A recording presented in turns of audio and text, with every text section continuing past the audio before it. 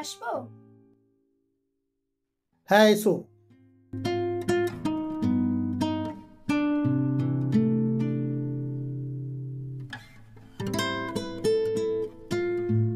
আচ্ছা, হ্যাঁ, তোমাকে যে অ্যাসাইনমেন্টটা দেওয়া হলো ওটা কি করলে?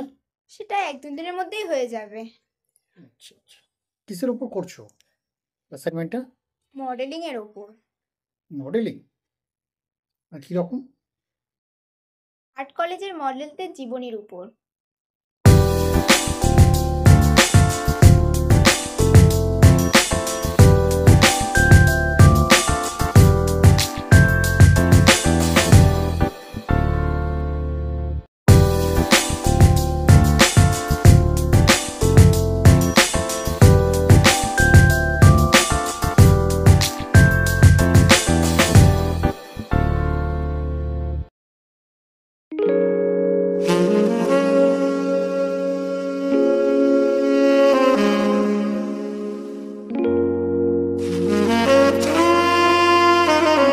আমি বর্ষা।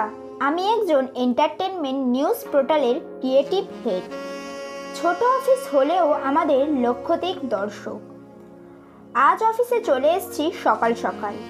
আজ একজনের ইন্টারভিউ নেব। সে আসবে দক্ষিণ 24 পরগনার সুন্দরবনের প্রত্যন্ত গ্রাম থেকে। নাম তার আলতা সুন্দরী। কি চিনতে পারলেন না? জানতাম চিনতে পারবেন না। যদি বলি মিস পিঙ্কি, তাহলে আপনারা ঠিক চিনতে পারবেন। হ্যাঁ, কলকাতার সেই নামী মডেল, যাকে দেখা যায় বিভিন্ন পেইন্টার ও ফটোগ্রাফারদের নিউড মডেল হিসাবে। আমি তো খুব এক্সাইটেড তার ইন্টারভিউ নেওয়ার জন্য। আর আপনারা? আমি আলতা সুন্দরী। এই ছদ্মনামেই আমি পরিচিত শহরের বাবুদের কাছে। থাকি সুন্দরবনের এক প্রত্যন্ত গ্রামে। জলে কুমির আর ডাঙায় বাঘ, এই নিয়েই আমাদের জীবন। আধপেট খেয়ে জীবন সংগ্রামের লড়াই করে বেঁচে থাকা আমাদের রক্তে মিশে গেছে। তাই অল্পতেই ভেঙে পড়ি না আমরা। আর আজ শোনাবো আমার জীবন কাহিনী। হয়তো মিলে যেতে পারে আপনাদের সাথেও।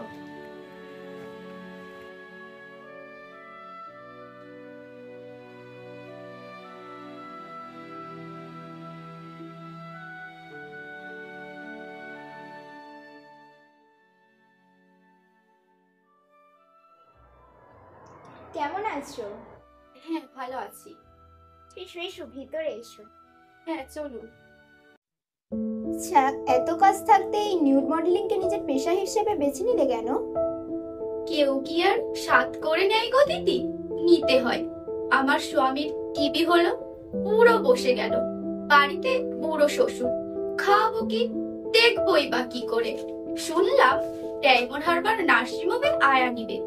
ওখানে গেলাম কাজের কথা বলতে। বলল 5,000 টাকা জমা রাখতে হবে, তবেই কাজ দেবে। 5 টাকাই নেই, আবার 5,000। তারপর? তখনই বাইরে একটা অ্যাক্সিডেন্ট হলো, শহরের এক বাবুর গাড়িতে। ওনাকে এখানে নিয়ে এসে যখন ওষুধ লাগিয়ে ছেড়ে দিচ্ছে, উনি বেরোচ্ছেন, তখন আমিও বেরোচ্ছি। ওনার গাড়িতে উঠতে অসুবিধা হচ্ছিল। আমি ওনাকে ধরতে গেলাম, তখন উনি আমায় জিজ্ঞাসা করলেন, তুমি কি এখানে কাজ করো? আমি ওনাকে সবটাই বললাম। উনি তখন একটা ঠিকানা লিখে দিয়ে বললেন, কালকে এসব কাজ নিয়ে কথা হবে। আচ্ছা, তারপরের দিন তুমি গিয়েছিলে? হ্যাঁ, উনি দু একটা কথা বললেন। বলার পরেই সরাসরি আমাকে বললেন, দেখো মে, তোমার যা ফিগার, তাতে তুমি যদি চাও আমার প্রিন্টিং এর মডেল হতে পারো। পার সিটিং 1200 টাকা দেব। আর আমি যদি দু একজনকে বলে দিই, একদিনে 2,500-3,000 টাকা চলে আসবে। কিন্তু এই কাজের একটাই শর্ত, লজ্জা ভুলতে হবে। কি নাম ওনার? সুভাষ মিত্র। Great printer. আচ্ছা আচ্ছা, এত মানুষের সামনে নগ্ন হয়ে দাঁড়ানো, মানে উলঙ্গ হয়ে দাঁড়ানো, তোমার লজ্জা করতো না?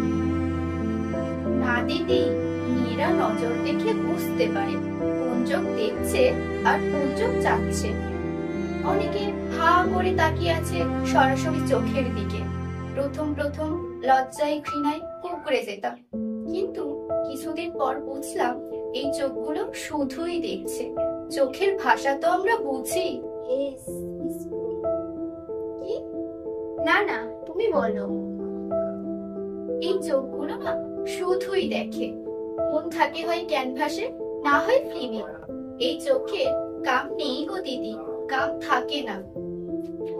আচ্ছা, তোমার এই অদ্ভুত প্রফেশন, এটা তোমার গ্রামের লোকেরা জানে? আগে জানতো না, নার্সিংহোমের আয়ারাই জানতো। তারপরে আমি ওই বিকাশ দাসের একটা ছবিতে মডেল হলাম, আর ওই ছবিটা প্যারিসে প্রাইজ পেল, আর তাতে সবাই জানাজানি হয়ে গেল। প্রাইজ পেল প্যারিসে, আর জানলো গ্রামের লোকেরা? দিদি, এখন গ্রামের লোকের হাতে হাতে মোবাইল। এই খবরটা ফেসবুক নাকি আছে না, তাতে খুব ভাইরাল হলো, আর তাতে সবাই জেনে গেল। প্রাইজ পেল প্যারিসে, আর জানলো গ্রামের লোকেরা? দিদি, এখন গ্রামের লোকের হাতে হাতে মোবাইল। এই খবরটা ফেসবুক নাকি আছে না, তাতে খুব ভাইরাল হলো, আর তাতে সবাই জেনে গেল। সে কি, গ্রামে নিশ্চয়ই খুব প্রবলেম হলো? না তো দিদি, গ্রাম আর এখন তোমাদের সিনেমার মতন গ্রাম আর নেই গো। গ্রামের কত কত মেয়েরা এখন মেসেজ পার্লারে যায়, পেসকটে যায়, তুমি জানো? আমার তো কপাল ভালো গো। প্রথম প্রথম গ্রামের লোকেরা দু একদিন ফিস ফিস করতো। তারপর আমি একদিন বললাম, তোরা কি এত ফিস ফিস করিস রে, আমাকে বল। আমি সবটা খুলে বললাম আমি কি করি। বেশ, গল্প শেষ। বাহ, আমাদের সোসাইটি তো এখন অনেক এগিয়ে। মিডিল ক্লাস মানুষরাও এখন অনেক মডার্ন। এই আমার পেশাটাই দেখো না, দিন রাত করে কিছুই নেই, যখন তখন ছুটতে হয়। আবার কখনো কখনো রাতে বাড়িও ফিরতে পারি না। আমার তেমন প্রবলেম হয় না। আচ্ছা, তুমি এই কাজ করো, তোমার হাজবেন্ড জানে? ও না জানলে হয়? প্রথম দিন এসেই বলেছি। লোকটা বাড়িতে বসা, রোজগার বন্ধ, বলল তোমার যদি এটা ঠিক মনে হয় তাহলে ঠিক, আমি বাধা দেব কেন? অবাক করে ঘটনা, কিন্তু আমরা জানতাম গ্রামের মানুষেরা অনেক বেশি ফ্লেক্সিবল, কনজারভেটিভ। বাট তুমি গ্রামে থেকেও স্বামীর অনুমতি নিয়ে গ্রামের লোকের জানা সত্ত্বেও এই নিউড মডেলিং কে নিজের পেশা হিসেবে রেখেছো। দারুণ, গ্রেট, সত্যি আলতা, তুমি জীবনে খুবই লাকি, আর আমরাও লাকি তোমাকে পেয়ে। তাহলে আজ আসি দিদি? হ্যাঁ এসো, আজকে অনেক সময় নষ্ট করলাম তোমার।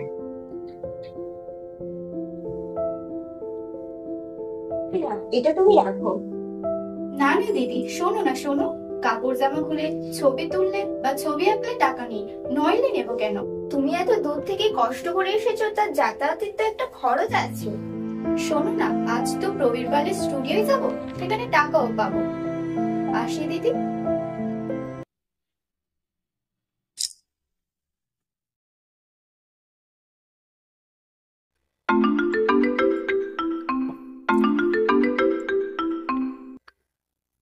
হ্যালো, সাত সকালে ঘুম থেকে উঠে কি পিরিত মারাতে গেছো? আচ্ছা, এই যে আমি অফিসে বেরোবো, কি লাগবে না লাগবে এগুলোকে দেখবে, হ্যাঁ? আমি তো ব্রেকফাস্ট রেডি করে এসেছি, একটু মাইক্রোওভেনে দিলেই তো। উদ্ধার করেছো আমার। এই শোনো, বসের বউ বাপের বাড়ি গিয়েছে, এটা তুমি আমাকে বলেছো। আসলে আজ আমার একটা অ্যাসাইনমেন্ট ছিল, তার জন্যই তো। ও কি বালের অ্যাসাইনমেন্ট আমি জানি। Hello hello,